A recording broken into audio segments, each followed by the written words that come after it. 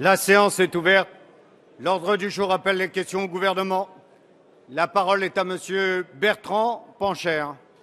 Monsieur le Premier ministre, la grève des cheminots contre la réforme ferroviaire dure depuis maintenant une semaine et devient insupportable.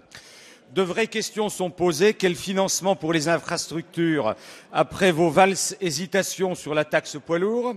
Quelle reprise de la dette alors qu'une partie entre maintenant dans les critères de Maastricht? Quelle amélioration réelle du système ferroviaire français? Cette réforme est pourtant une nécessité absolue pour contenir une dette abyssale qui dépasse déjà les 40 milliards d'euros et pour espérer reconstruire un système ferroviaire à bout de souffle qui ne supporterait pas son report. Nous croyons en la rationalisation de la SNCF. Cette réforme n'est peut-être pas suffisante, mais nous semble nécessaire.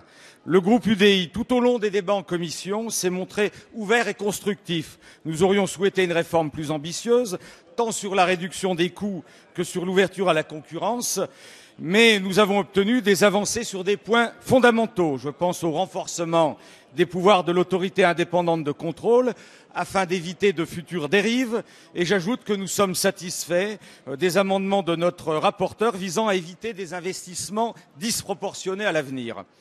Nous savons aussi prendre nos responsabilités. Nous sommes prêts à soutenir ce texte si nous avons l'assurance que son architecture ne sera pas dénaturée et si nous sommes plus clairs en matière d'ouverture à la concurrence imposée par le quatrième paquet ferroviaire. Monsieur le Premier ministre, pouvez-vous nous apporter ces assurances? Merci. La parole est à Monsieur Frédéric Cuvillier, secrétaire d'État chargé des Transports, de la mer et de la pêche. Merci Monsieur le Président, Mesdames, Messieurs les députés, Monsieur le député Bertrand Pancher. Merci tout d'abord pour l'hommage que vous rendez au travail parlementaire. Le texte qui sera soumis à la discussion cet après-midi devant votre Assemblée est un texte qui n'est pas récent, que l'on ne découvre pas, mais qui a été travaillé depuis longtemps et qui a fait l'objet de nombreuses concertations, à la fois avec les acteurs du ferroviaire, mais également avec les différents groupes parlementaires. Le débat est un débat important et le ton de la question mesure combien la responsabilité nationale doit être engagée autour de ces enjeux du ferroviaire. Vous avez noté le défi qui est celui de stabiliser dans un premier temps, puis de reprendre dans un second temps la dette du ferroviaire par une meilleure organisation du ferroviaire, non pas l'éclatement qui fait que ni les enjeux de la modernisation, de la régularité, mais aussi de l'aménagement du territoire ne trouvent réponse dans un système qui aujourd'hui est éclaté entre ceux qui gèrent les infrastructures, ceux qui les utilisent, et qu'il faut bien qu'il y ait une mobilisation autour de ce patrimoine national qu'est ce patrimoine ferroviaire. Vous m'interrogez sur la compatibilité européenne. L'Europe, lorsque nous avons pris nos responsabilités et lorsque nous sommes arrivés à ces responsabilités, voulait imposer un système unique. La France a fait valoir sa voix sur le fait que le système ferroviaire, c'était une histoire, c'était des réalités, autant de réalités nationales. Le système et la réforme telle que nous la présentons est eurocompatible. J'en ai l'engagement du commissaire européen Siim Kallas. Ça veut dire que nous pouvons avoir une solution 100% publique, alors même que l'évolution du système ferroviaire européen est en cours. Et par ailleurs, pour ce qui est de la dette, nous aurons dans le débat parlementaire, à la fois apporter des solutions pour ce qui est de la stabilisation de la dette et, à l'avenir, ne pas engager de dépenses ferroviaires sur le coût de... Jean-Louis Roumégas. Ma question s'adresse à Monsieur le Premier ministre. La grève est reconduite au printemps des comédiens à Montpellier, des spectacles annulés aux Nuits de Fourvière, Lyon, suspension possible des festivals d'Avignon et d'Aix-en-Provence. Le mouvement des intermittents du spectacle et des précaires essaime et se radicalise. Il y a quelques jours, Jack Lang a exprimé son soutien aux intermittents et appelé le gouvernement à ne pas agréer un accord social signé dans l'opacité et par des organisations syndicales très minoritaires dans les professions concernées. Ces intermittents ne sont pas des artistes ou des techniciens privilégiés, profiteurs d'un système généreux, mais des femmes et des hommes qui, la plupart du temps, ont du mal à vivre de leur art.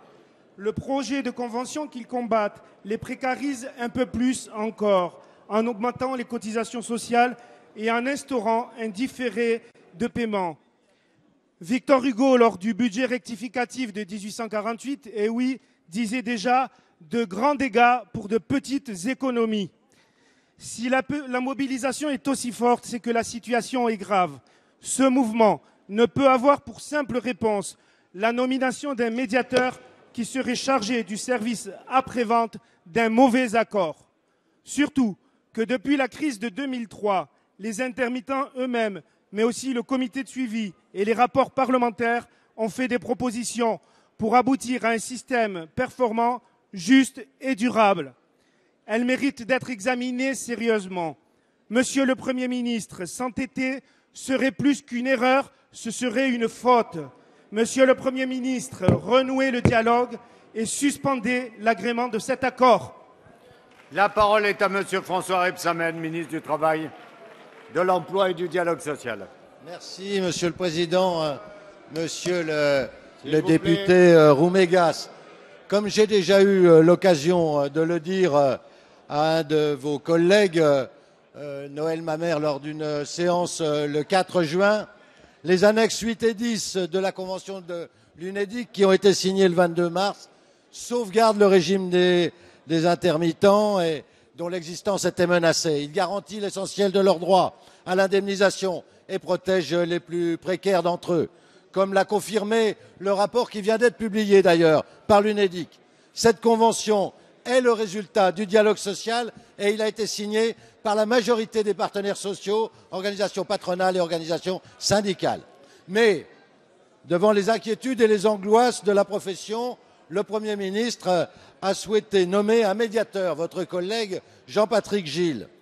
Celui-ci poursuit son travail de concertation et de dialogue. Vous comprendrez donc, dans ces conditions, que je ne puisse anticiper sur ces préconisations.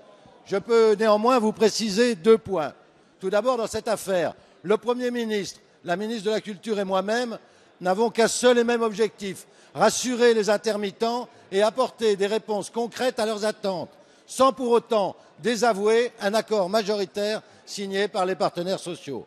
Ensuite, monsieur le député, je peux vous dire que, comme moi, comme pour vous, comme pour l'ensemble des parlementaires ici présents, nous le savons, sans intermittents, il n'y a pas de culture. Et leur régime d'indemnisation est en soi déjà une partie de l'exception culturelle française. Et donc, autant l'exception culturelle française que ce régime doivent être sauvegardés. Merci. La parole est à Monsieur Hervé Guémard.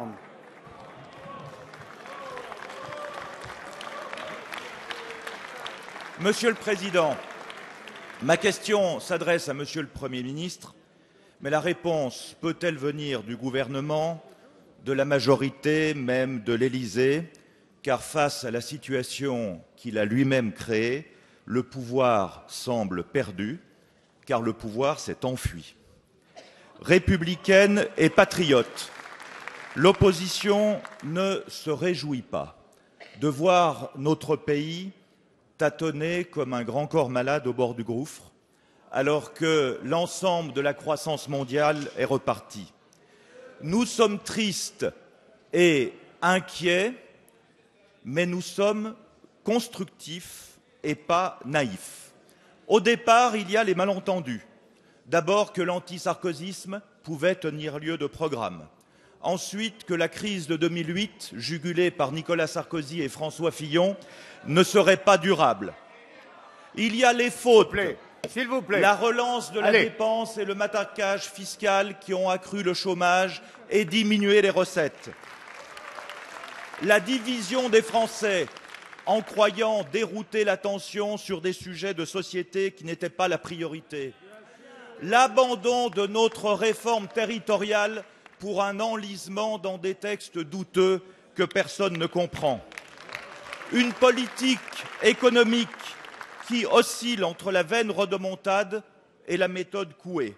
Des erreurs, la politique du logement de Mme Duflot qui est tout arrêtée, les rythmes scolaires dont personne ne veut. Nous vous avons soutenu sur le Mali et sur la Centrafrique. Mais aujourd'hui, il y a un silence pesant sur ce qui se passe en Irak. Nous sommes dans une triple panne démocratique, économique et générationnelle, puisque les jeunes ne croient plus à leur pays, Monsieur le Premier Merci. ministre, la parole est à Monsieur le Premier ministre.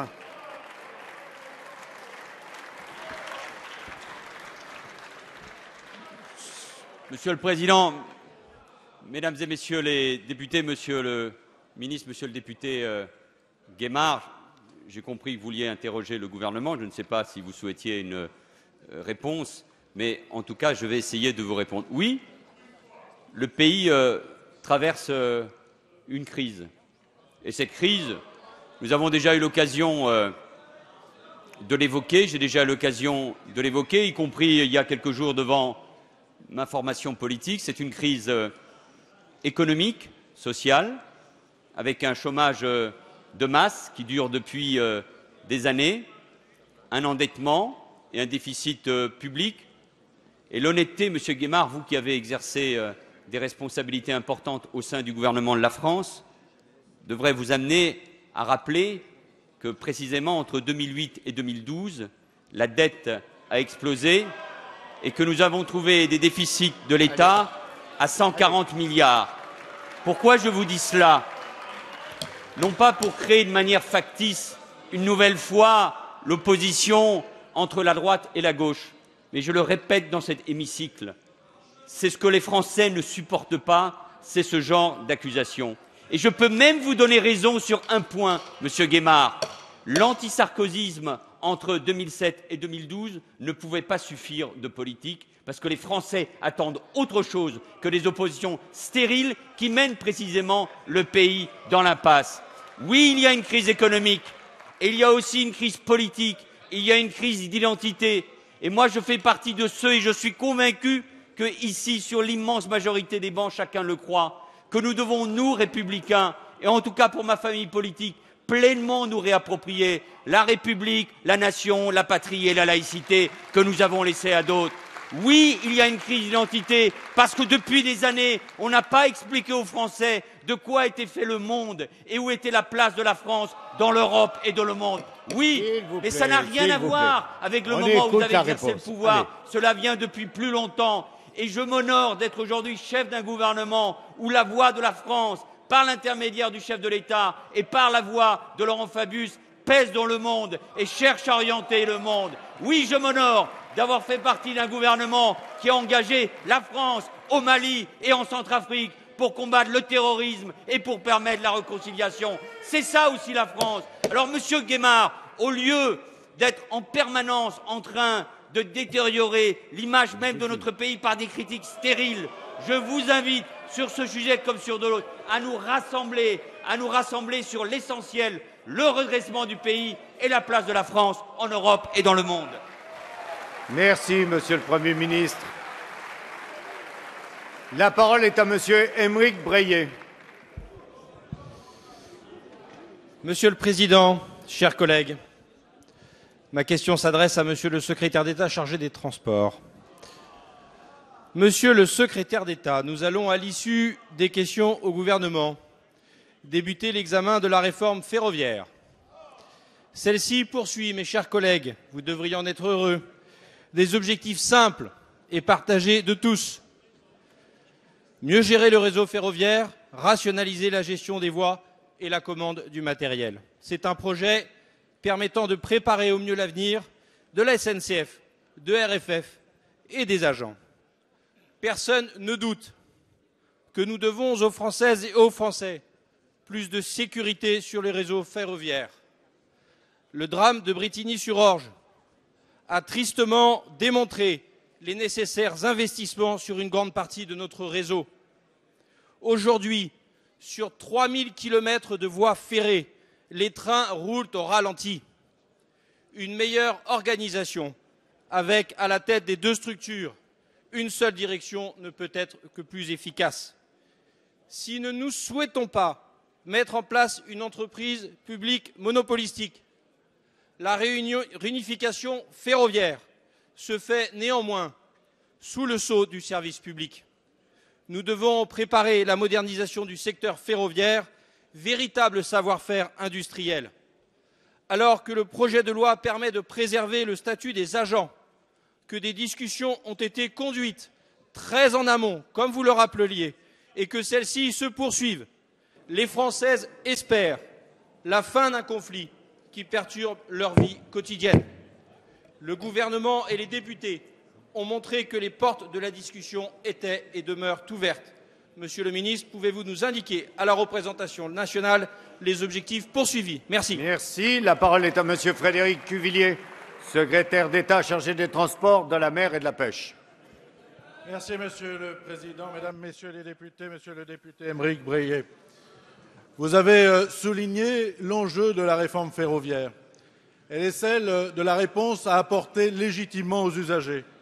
Nous savons que le système ferroviaire fonctionne mal et que les usagers sont en attente de régularité, de modernité, de sécurité, et que les décisions qui ont pu être prises depuis maintenant un certain nombre d'années ont fait peser sur le système ferroviaire même des risques, notamment en ne mettant pas en avant ce qui est l'attente des Français, la qualité du transport du quotidien.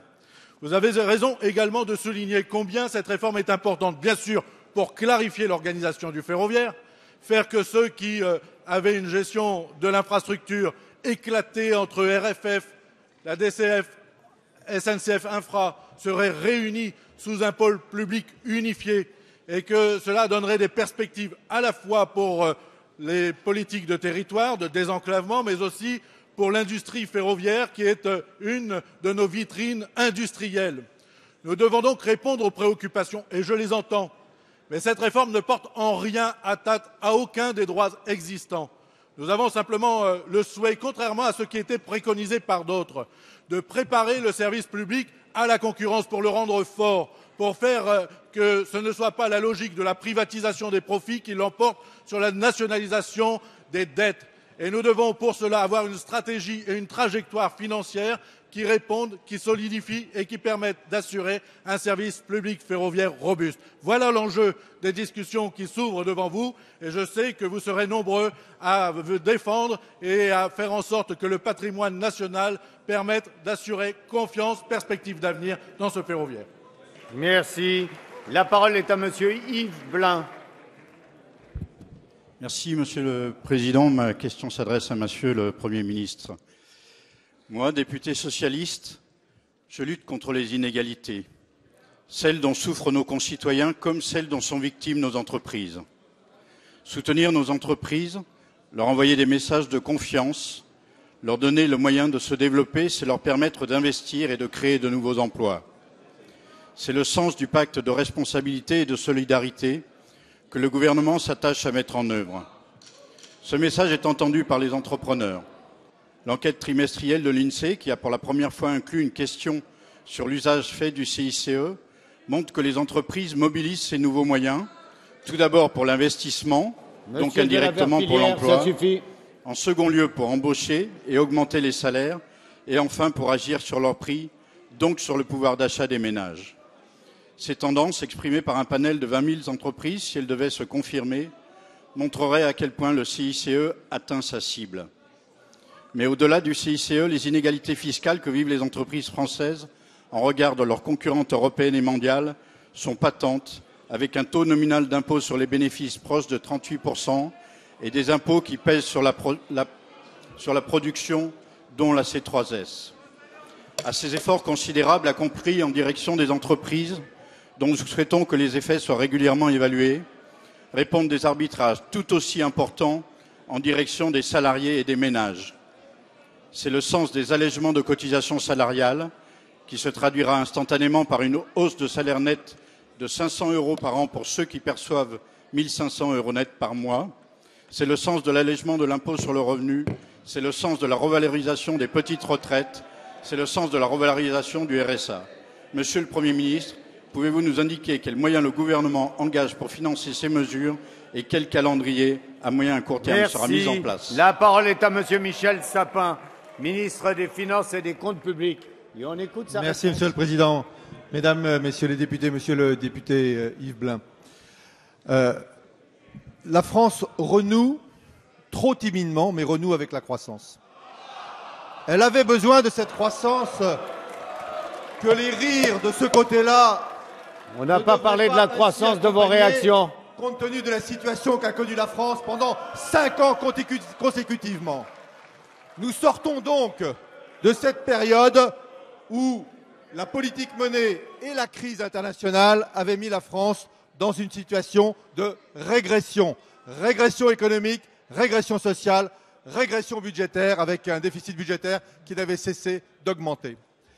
La France donc renoue avec la croissance, mais elle doit accélérer cette croissance. Et pour accélérer cette croissance, comme vous l'avez très bien dit, monsieur le député, il faut d'abord se tourner vers nos entreprises. Car c'est dans nos entreprises, avec plus d'investissements, qu'il y aura plus d'emplois. Et qu'ainsi on pourra répondre à un des principaux dégâts posés par la crise, et en particulier par la crise portée par cela, c'est le chômage. La deuxième chose, c'est qu'il faut en même temps, au même moment, se tourner vers les plus modestes des Français, ceux qui ont justement pâti de cette situation sociale et de la crise. Certains d'entre eux, pour des raisons qui tiennent soit à des décisions prises il y a 3 ans ou 4 ans, soit par des décisions plus récentes, se sont mis à payer de l'impôt sur le revenu alors que le revenu n'augmentait pas. Comme vous l'avez cité, comme vous l'avez dit, nous souhaitons, par une mesure immédiatement applicable dès cette hauteur, faire en sorte qu'il y ait plus de 1 800 000 ménages qui ne payent plus l'impôt sur le revenu. Les entreprises, les ménages, la visibilité, vous savez ce qu'il se fera jusqu'en 2007. La décision, c'est entre vos mains maintenant. La décision par le débat parlementaire qui permettra de montrer qu'il y a une majorité pour redresser la France. Merci. La parole est à monsieur Antoine Herth. Merci, Monsieur le Président. Ma question s'adresse au Premier ministre et concerne le projet de réforme ferroviaire. Depuis une semaine, la France est le théâtre d'une double prise d'otage. Prise d'otage des usagers du train, travailleurs, étudiants, retraités, qui souvent n'ont que ce moyen de déplacement. Ils n'en peuvent plus d'attendre des heures sur des quais bondés et de subir impuissants la loi d'une minorité de jusqu'au-boutistes. L'autre prise d'otage, c'est celle du gouvernement, qui n'a cessé de donner des gages à la CGT pour la remercier sans doute de son soutien au candidat Hollande. À présent, vous êtes pris au piège, un piège que vous avez vous-même construit à force de compromis et de petits arrangements. Monsieur le Premier ministre, il est temps que cette grève cesse. Il est temps surtout de dire la vérité. Généraliser le statut du cheminot comme vous le faites, c'est organiser la casse sociale. Rien qu'en 2014, ce sont 1500 emplois que la SNCF va supprimer. Il est temps de sortir de ce cadre social trop rigide. Conforter le monopole de la SNCF, comme le veut votre texte, c'est la mort programmée du rail français.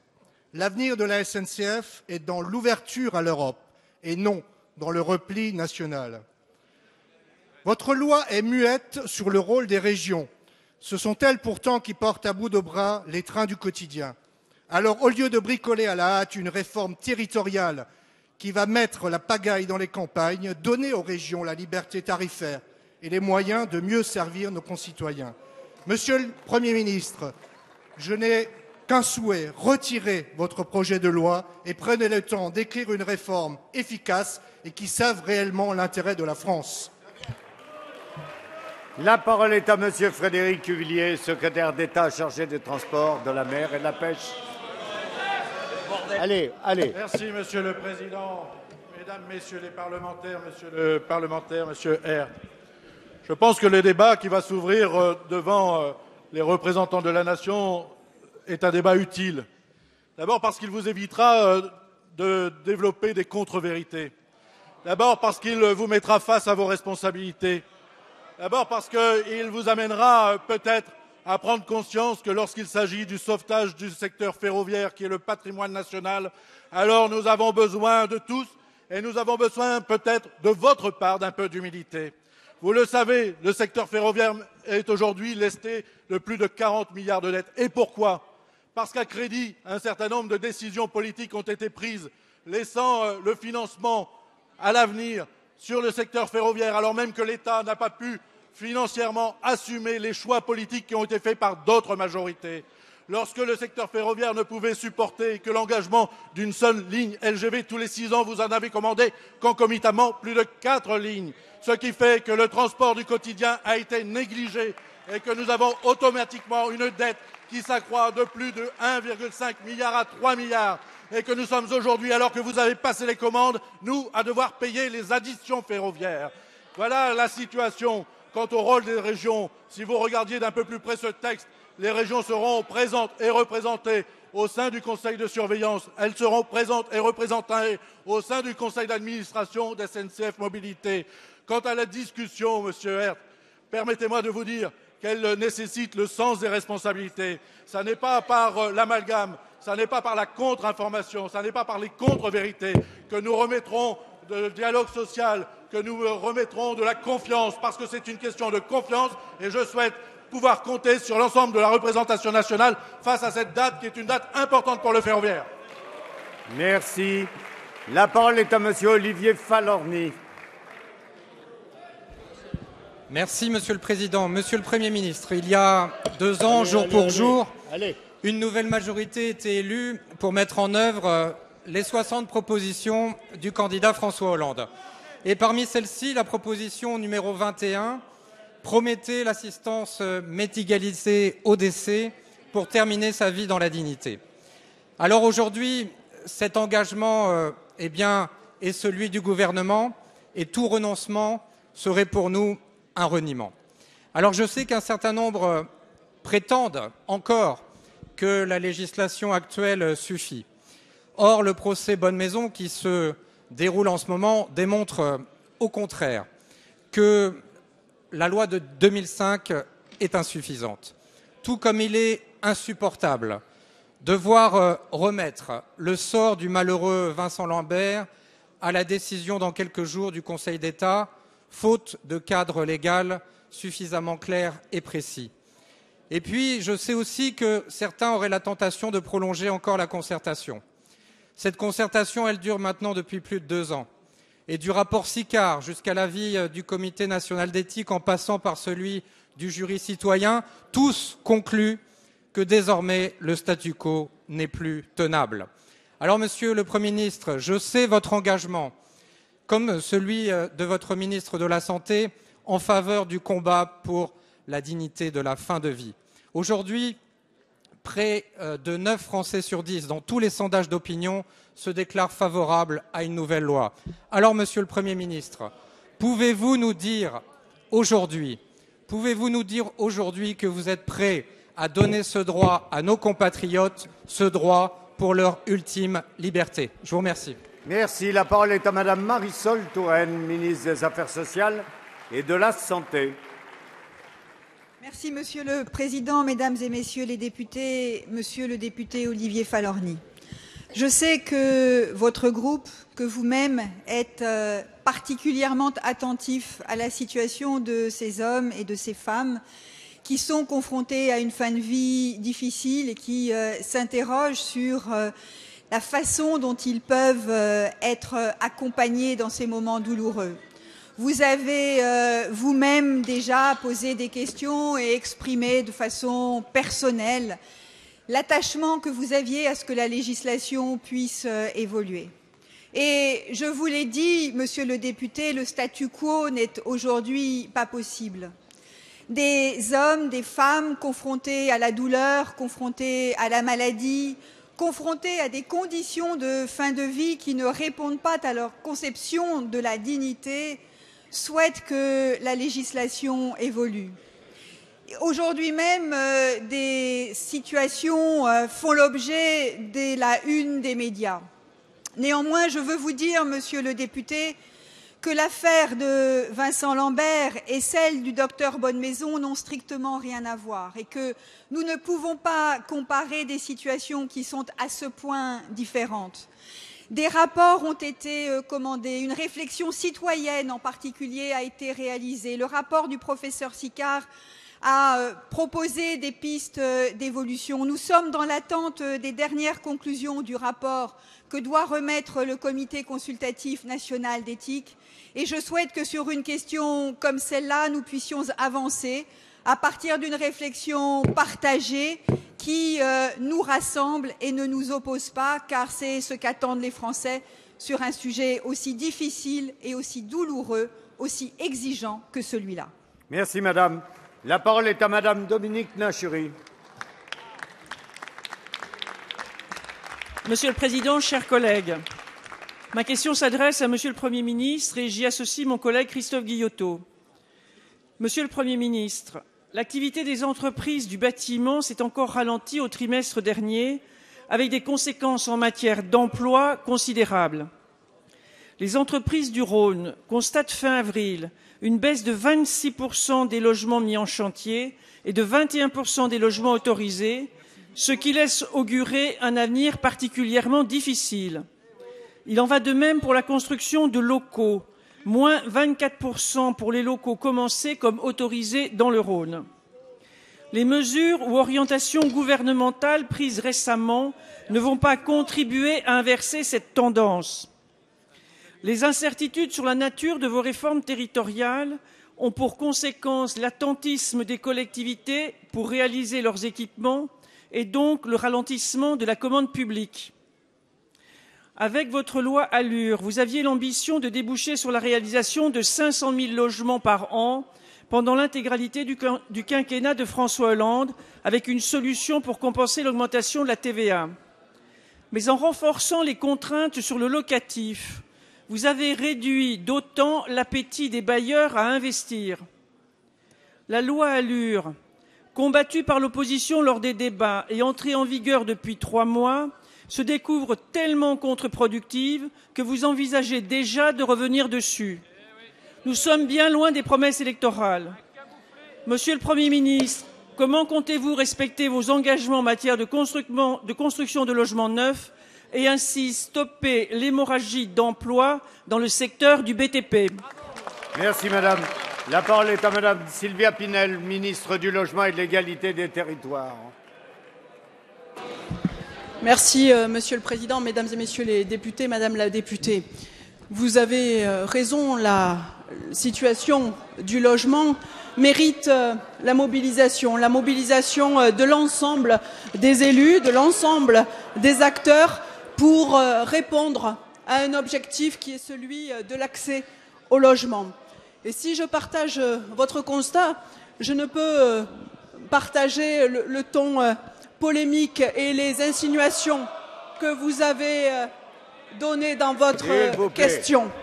Le Premier ministre a rappelé dans son discours de politique générale combien le sujet du logement, de la relance de la construction était au cœur des priorités de ce gouvernement. C'est la raison pour laquelle la semaine prochaine, nous aurons l'occasion de présenter un certain nombre de mesures de simplification notamment pour lever les freins à la construction, pour en limiter les coûts. Mais je tiens à vous préciser, Madame la députée, que la loi Allure que vous évoquez a très peu d'application immédiate. Simplement, certaines mesures sont d'application immédiate. Pouvez-vous être contre l'encadrement et l'interdiction des marchands de sommeil? Êtes-vous contre l'interdiction du mandat exclusif des marchands de liste? C'est cela qui est aujourd'hui appliqué. Ne cherchez pas à éviter vos responsabilités. Lorsqu'il y a des élus municipaux qui retardent les chantiers de logements sociaux, lorsqu'ils freinent les projets, c'est cela que nous devons encourager et inciter et trouver les leviers pour leur permettre d'agir. Donc oui, Madame le député, nous devons prendre des mesures en faveur de la construction, mais pour préserver aussi le pouvoir d'achat des Français. C'est ce que nous faisons à la fois par cette communication de la semaine prochaine et par l'application des dispositions de la loi Allure qui permettront aux Français de retrouver du pouvoir d'achat. Merci Madame. La parole est à Madame Françoise Dumas. Merci Monsieur le Président. Monsieur le ministre, ma question s'adresse à Monsieur le ministre du Travail, de l'Emploi et du Dialogue social. Depuis notre arrivée aux responsabilités il y a juste 2 ans, nous avons eu à cœur de mettre en œuvre une méthodologie de travail rigoureuse, exigeante, efficace, en faveur du dialogue social et des réformes structurelles, là où la précédente majorité n'a eu de cesse d'affronter et mépriser les partenaires sociaux. Cette méthode nous a conduits avec succès vers de nombreux accords nationaux interprofessionnels, rassemblant organisations salariales et patronales, ce qui n'était plus arrivé depuis trop longtemps, il faut s'en féliciter, et débouchant sur des acquis fondamentaux pour les salariés et les entreprises. Nous croyons donc essentiel de poursuivre dans cette voie et continuer à organiser ce dialogue fécond. Hier encore, à Matignon, vous avez réuni syndicats et patronats pour préparer la 3e conférence sociale des 7 et 8 juillet prochains. Je me réjouis de l'état d'esprit affiché par les différents acteurs à l'issue de cet échange, concentré, responsable, prêt au dialogue et à la négociation. Une preuve, s'il en fallait encore, que le pays et ses forces vives ne sont hostiles ni à la réforme, ni au changement. Je suis satisfaite également de la nouvelle formule de cette conférence, du choix des thématiques, puisqu'enjeux sociaux et enjeux économiques seront étroitement liés, particulièrement les tables rondes 1 et 2, clairement orientées vers l'avenir de la jeunesse. Ces choix démontrent notre volonté de réformer avec une plus grande efficacité nos politiques publiques. Monsieur le ministre, pouvez-vous donc nous préciser comment vous envisagez maintenir et approfondir ce dialogue constructif avec nos partenaires sociaux? Quels en sont les objectifs et comment ces conclusions se traduiront en résultats visibles pour tous les Français? Merci. La parole est à Monsieur François Rebsamen, ministre du Travail, de l'Emploi et du Dialogue social. Merci. Ça va, ça va. Merci, Monsieur le Président.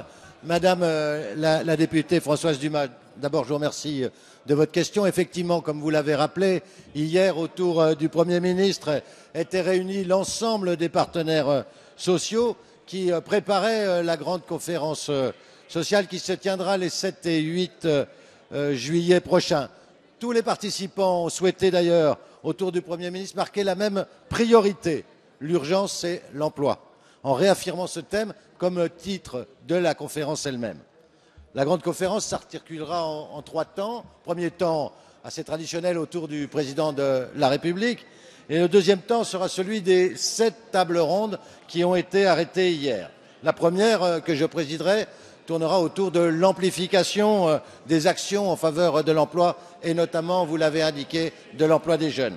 La deuxième table ronde sera centrée autour du lien entre l'école, l'éducation et l'insertion professionnelle des jeunes, là encore. Le pouvoir d'achat, les rémunérations, l'épargne salariale seront aussi l'objet d'une 3e table ronde. La rénovation de notre politique de santé sera présidée par Madame Touraine.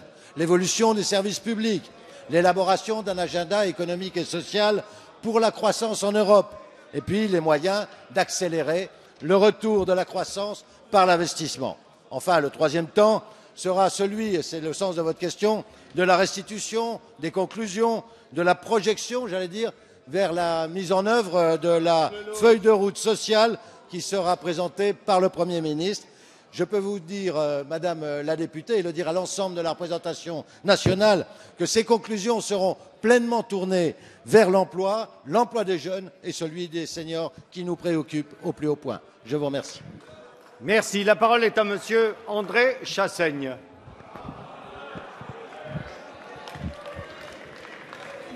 S'il vous plaît, modérez votre Monsieur voix. le Premier ministre, je voudrais revenir sur la question de la réforme ferroviaire. Il y a aujourd'hui, alors que cette réforme arrive en discussion dans cet hémicycle, une grève qui est conduite par des organisations syndicales, CGT, Sudrail, qui sont majoritaires chez les cheminots.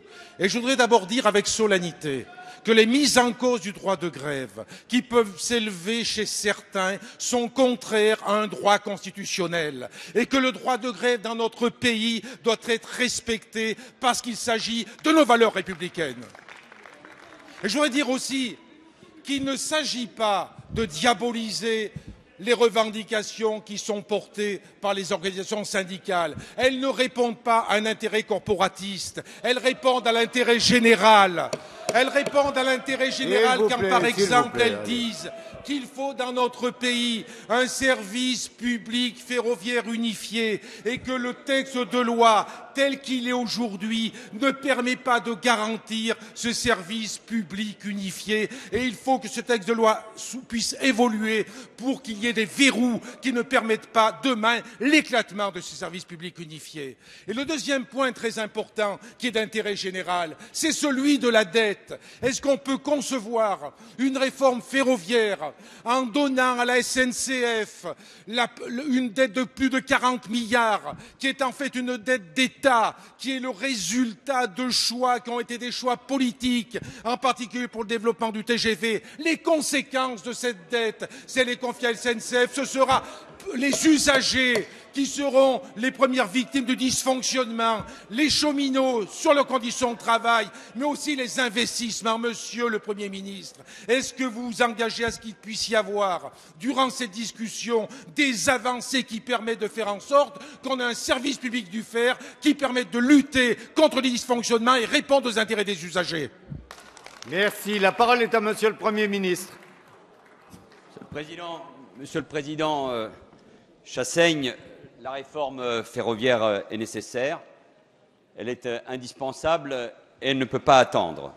L'irresponsabilité, vous ne l'avez pas demandé, serait de différer ce texte, donc le débat commencera bien sûr aujourd'hui à l'Assemblée. C'est la responsabilité du gouvernement et de la majorité que de mener ces réformes.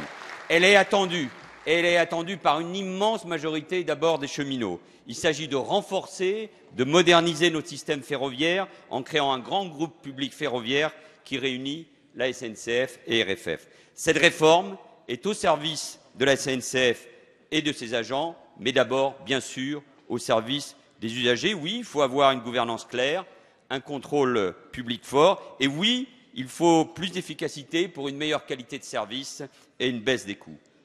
Monsieur le Président, la SNCF est un grand service public. Le lien, dans ces périodes de commémoration, je veux le rappeler, entre les Français et les cheminots, c'est quelque chose d'important et il ne faut pas abîmer ce lien. C'est pour cela que la grève, qui est un droit, et vous avez raison de le rappeler, est un droit légitime, ne doit pas être utilisée sans revendication véritable, sans que les Français en comprennent même le sens. Et je veux saluer ici tous ceux qui, parmi les cheminots, ont permis que le service public fonctionne. Je veux saluer les personnels de l'éducation nationale, mais aussi ceux de la SNCF qui ont permis que le bac puisse se passer dans de bonnes conditions. Et je veux enfin, de la manière la plus claire, Monsieur Chassaigne, condamner les violences inacceptables qui ont eu lieu en marge de ces grèves. Si le droit de grève est un droit constitutionnel, la violence n'est pas acceptable. Nous la condamnons. Elles donneront lieu à des poursuites par la justice de notre pays. La porte du gouvernement a toujours été ouverte. Elle le reste et elle le restera. Cela fait 18 mois que le gouvernement, avec Jean-Marc Ayrault et sous ma responsabilité aujourd'hui, travaille. Et je veux rendre hommage ici à Frédéric Cuvillier pour son engagement, pour sa ténacité. Ce ministre, homme du Pas-de-Calais et de la terre ouvrière, c'est plus que quiconque ce qu'on doit au service public et je sais qu'avec lui, ce grand service public sera préservé et je l'engage avec confiance à continuer le travail qui est le sien au nom du gouvernement pour faire aboutir avec la majorité et j'espère avec vous, Monsieur Chassaigne, parce que je connais votre sens des responsabilités pour faire aboutir cette réforme. Il y a bien sûr des inquiétudes et elles sont légitimes. Nous y avons été très attentifs. Des garanties ont été apportées sur le terrain social avec un accord signé vendredi par plusieurs organisations représentatives et qui répondait aussi aux demandes, au moins d'un syndicat qui est aujourd'hui en grève. Et Monsieur Chassaigne, vous le savez, et ces demandes feront l'objet d'amendements et de discussions tout au long du débat sur ce texte qui débute cet après-midi. Ces avancées, Monsieur Chassaigne, sont le fruit du dialogue mené depuis des mois avec les organisations syndicales afin d'apporter les garanties demandées par les cheminots sur la pérennité du service public ferroviaire et sur le renforcement de l'intégration économique et sociale du nouveau groupe ferroviaire public. Monsieur le Président, avec cette réforme, le gouvernement non seulement préserve l'avenir, mais il renforce le service public. Et sans mise en œuvre de la réforme, la dérive inéluctable, vous l'avez dit, de la dette ferroviaire pose la question de la pérennité même du système. Elle passerait ainsi de 44 milliards en 2013, Frédéric Cuvillier l'a rappelé, à plus de 80 milliards en 2025. Et c'est de notre responsabilité, alors que nous avons trouvé cette situation. C'est pour ça que je considère un certain nombre, pas toutes, de prises de position de l'opposition, comme à l'instant, irresponsables par rapport à ce que le gouvernement a engagé. C'est de notre responsabilité que d'aller jusqu'au bout, parce que nous ne pouvons pas laisser cette situation être pérennisée. Alors oui, il faut conforter effectivement la SNCF. Et je souhaite que le Parlement soit pleinement informé des différentes solutions envisageables à moyen terme pour le traitement apporté à cette dette insupportable. C'est pourquoi nous proposerons qu'un rapport remis au Parlement vienne éclairer la décision qui pourra être prise par l'État pour garantir la pérennité de notre système ferroviaire. Monsieur le Président, Mesdames et Messieurs les députés, le gouvernement est ouvert au dialogue. Il pense que cette réforme est indispensable. Il considère que les Français ont droit à un service public qui fonctionne. Il considère que le droit de grève est un droit constitutionnel, mais qui ne peut pas être pris dans des conditions qui, aujourd'hui, sont incompréhensibles pour une grande majorité de nos concitoyens. Et en tout cas, vous l'avez compris, il est ferme, déterminé à faire en sorte que cette réforme puisse aboutir. Merci, Monsieur le Premier ministre. La parole est à Monsieur Philippe Gosselin. Merci, Monsieur le Président, mes chers collègues. Ma question s'adresse au Premier ministre, à qui je rappelle que si le droit de grève est constitutionnel, la continuité du service public ne l'est pas moins, en effet. Décidément, ce gouvernement et cette majorité ont bien du mal avec la réforme du droit de la famille. C'est l'enlisement, on pourrait même dire. Cette nuit encore, il a fallu se rendre à l'évidence. Le texte sera une nouvelle fois renvoyé sine die. Oh, remarquez, il reviendra peut-être si la majorité est déterminée. Allez. Nous avons déjà eu un premier retrait de la grande loi au lendemain d'une nouvelle manif pour tous, c'était en février. Vous vous étiez engagé à cette occasion à des reprises sous forme de petites propositions de loi, une sorte de vente à la découpe. S'en suivra un deuxième échec il y a 3 semaines. Le texte n'avait alors été examiné que partiellement, sans doute grâce à l'opposition, mais il faut le dire aussi grâce au talent de cette majorité qui soutient si mollement le texte. Chez vous, ils sont aussi nombreux, vous le savez, à voir un nid à contentieux dans ce nouveau droit de la famille. Cette nuit encore, une troisième claque, forme d'amateurisme qui ne laisse pas de nous étonner, a été donnée. Vous vous voulez pragmatique, mais en fait, vous restez dogmatique. Vous voulez jouer avec les symboles, ils vous rattrapent. Vous affirmez ne pas vouloir le PMA dans le texte, très bien, dont acte. Et pourquoi alors la ministre de la Famille dit-elle quasiment le contraire dans le Figaro, le matin même, quelques heures avant la reprise des débats? Sans doute pour calmer nos inquiétudes, vous jouez avec le feu et vous vous brûlez les doigts. La société évolue, oui. Des familles recomposées attendent des réponses, oui. Le droit peut et doit s'adapter, sans doute. Mais pourquoi cette volonté de déconstruire, de casser la famille, cellule de base de notre société, cellule de solidarité aussi? Il y a donc tant de domaines qui fonctionnent si bien dans notre pays qu'il faille aussi casser celui-là? Alors, Monsieur le Premier ministre, après 3 camouflés, allez-vous persévérer, montrer votre entêtement, ou allez-vous comprendre que décidément ces évolutions, sous cette forme en tout cas, nous n'en voulons pas?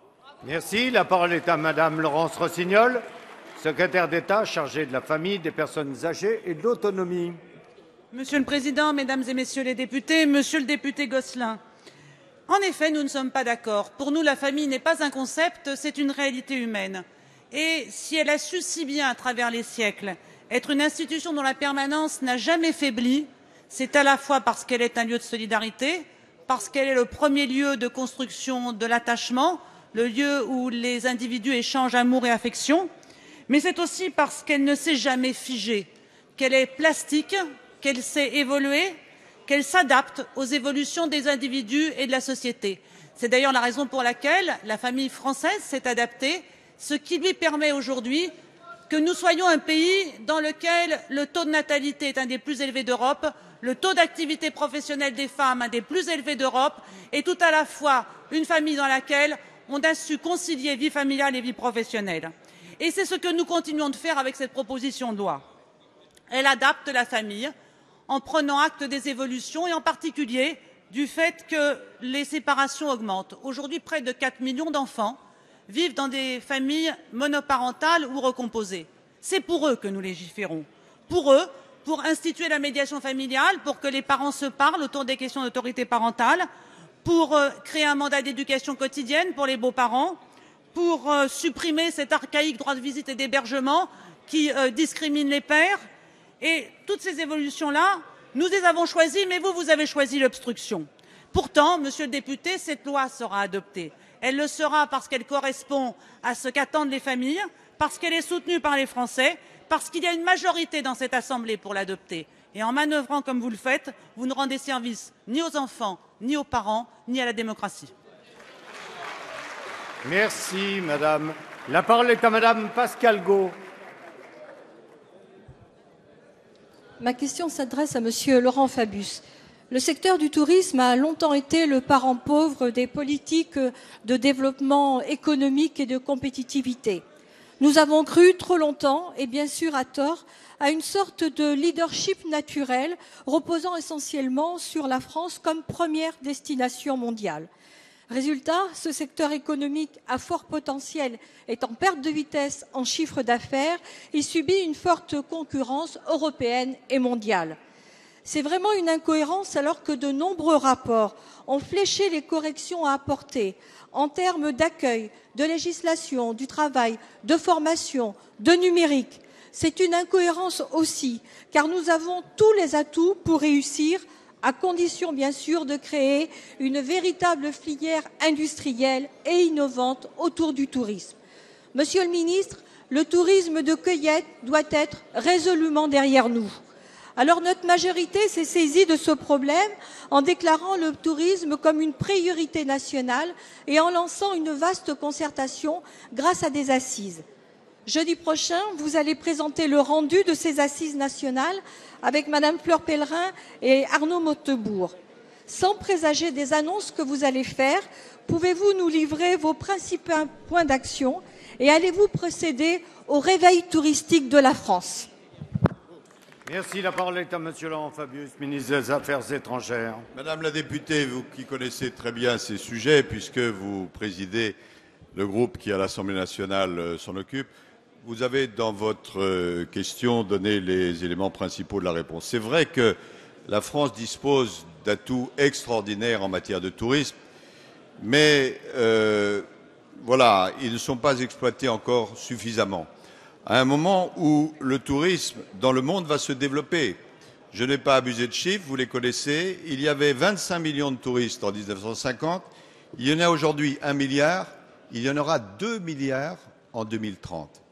Et donc, toute la question pour nous, d'un point de vue économique, c'est d'arriver à capter le maximum de touristes étrangers et de faire en sorte que le maximum de Français puissent prendre leurs vacances en France.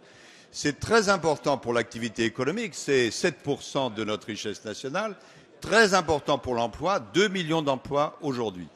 Et donc, selon les différents éléments que vous avez rappelés, l'accueil, la formation, l'Internet et d'autres ont été mis en place grâce à Madame Pinel, à laquelle je vais rendre hommage, des assises.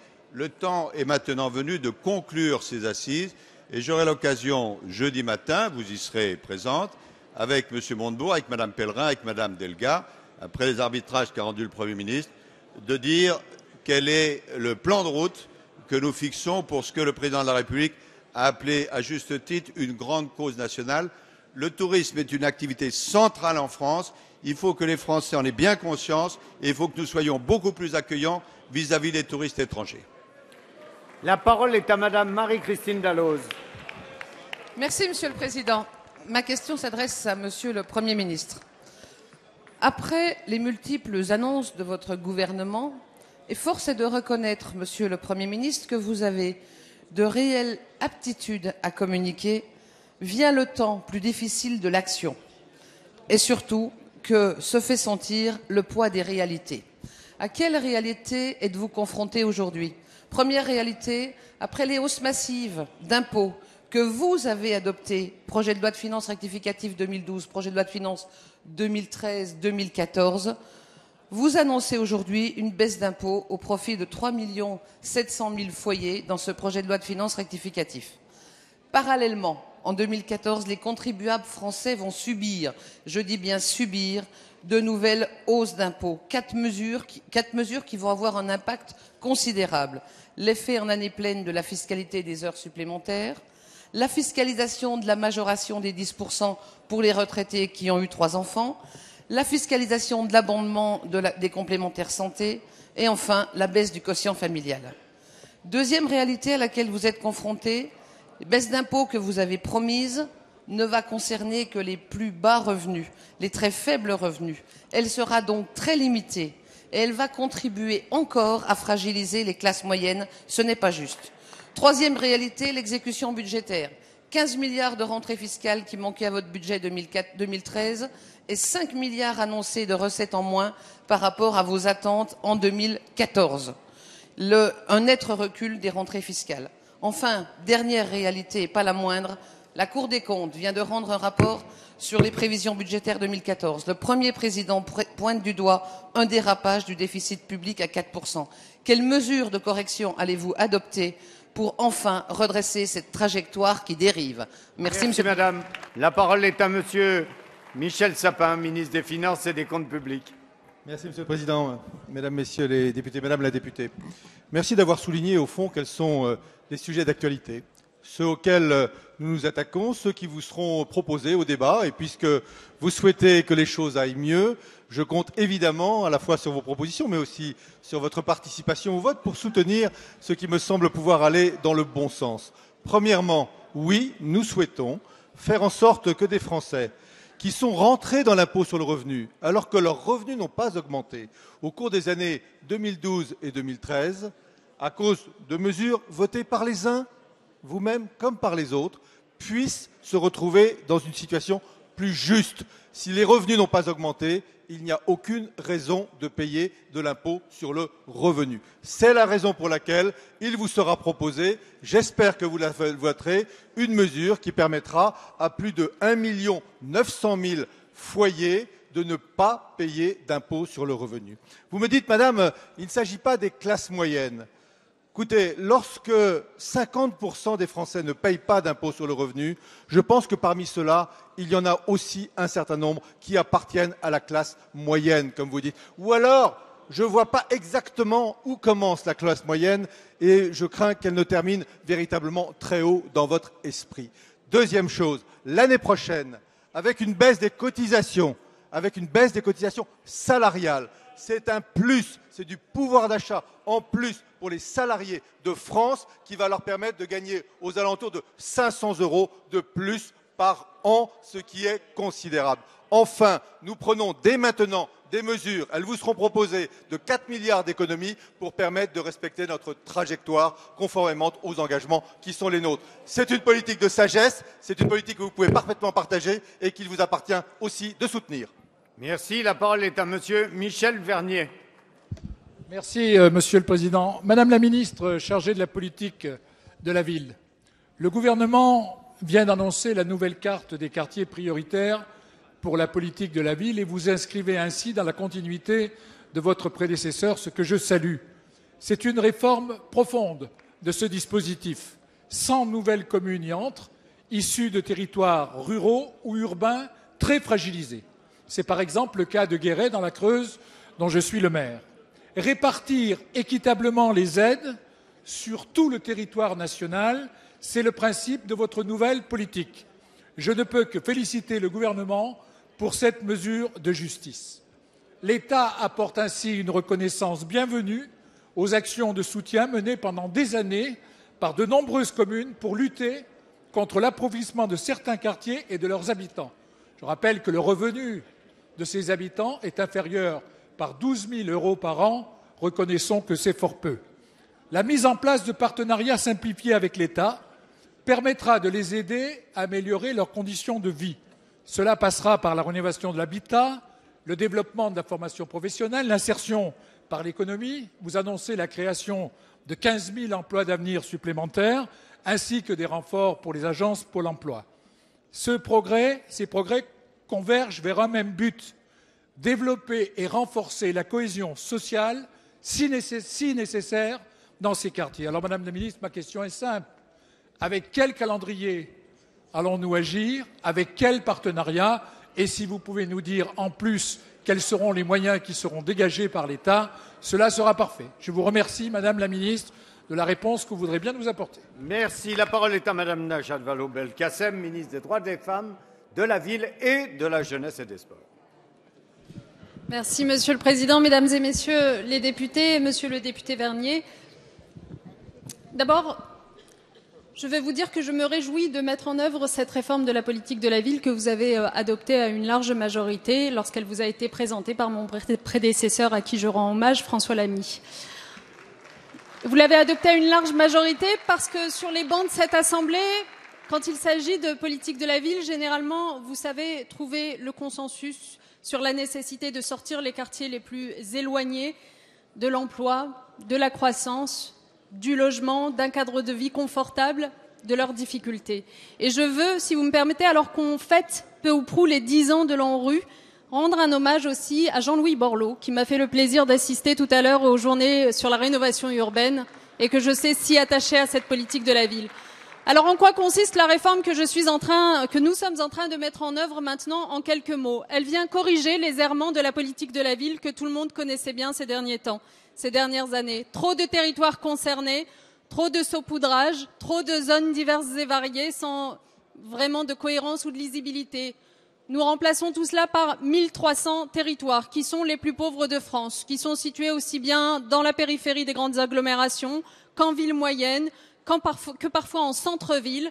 Dans ces territoires, ces 1300 en métropole, on trouve les habitants qui ont le plus faible niveau de revenus. Quelle réponse on leur apporte? Plutôt que des actions, pour certaines portées par l'État, pour d'autres portées par les collectivités locales, qui s'enchevêtreraient sans vraiment de cohérence, comme c'était par le passé, nous allons avoir désormais un contrat de ville unique signé par l'État, les collectivités locales, les services publics, Pôle emploi, les bailleurs sociaux, la caisse d'allocation familiale, bref, tous les acteurs capables de répondre aux problématiques des habitants. Et enfin, un dernier mot, au-delà de la rénovation, du bâti, de la qualité de vie, il faut du développement économique. Nous mettons le paquet sur ce sujet. Merci. La parole est à monsieur Yannick Moreau. Ma question s'adresse à monsieur le Premier ministre. Moi, président de la République, je ferai fonctionner la justice de manière indépendante. 2 ans après, les mots se sont envolés et la République exemplaire avec. Monsieur le Premier ministre, le 29 janvier dernier, j'interrogeais ici même le garde des Sceaux sur le conflit d'intérêts qu'elle a délibérément créé en nommant conseiller spécial à son cabinet un homme qui, tout en étant le premier conseiller de la ministre de la Justice, poursuivait son activité d'avocat à la Cour de cassation et au Conseil d'État, quitte à plaider contre l'État quand l'intérêt de ses clients le commandait. Madame Taubira, par quelques effets de manche, avait alors esquivé cette question et feint l'indignation. 5 mois plus tard, sous la pression, notamment celle de la Haute Autorité pour la transparence de la vie politique, qui a expressément pointé ce conflit d'intérêts, le conseiller spécial du garde des Sceaux a démissionné. Une démission qui résonne dans cet hémicycle comme un aveu. Monsieur le Premier ministre, cet aveu ne met pas fin aux troubles provoqués par la persistance de ce conflit d'intérêts pendant 2 longues années, au cœur de la chancellerie. Je vous poserai donc 3 questions.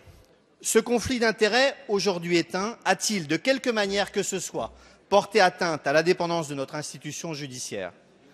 La présence au cœur du cabinet du garde des Sceaux d'un avocat à la Cour et au Conseil a-t-il eu, de quelque manière que ce soit, une incidence sur le bon fonctionnement de notre justice? Enfin, Monsieur le Premier ministre, considérez-vous que les conditions de sérénité et d'indépendance sont réunies pour permettre à Madame Taubira de poursuivre l'exercice de sa mission de bonne administration de la justice de notre pays? Merci. La parole est à monsieur Jean-Marie Le Guen, secrétaire d'État chargé des relations avec le Parlement. Merci, Monsieur le Président. S'il vous plaît, Monsieur le député, écoutez la réponse.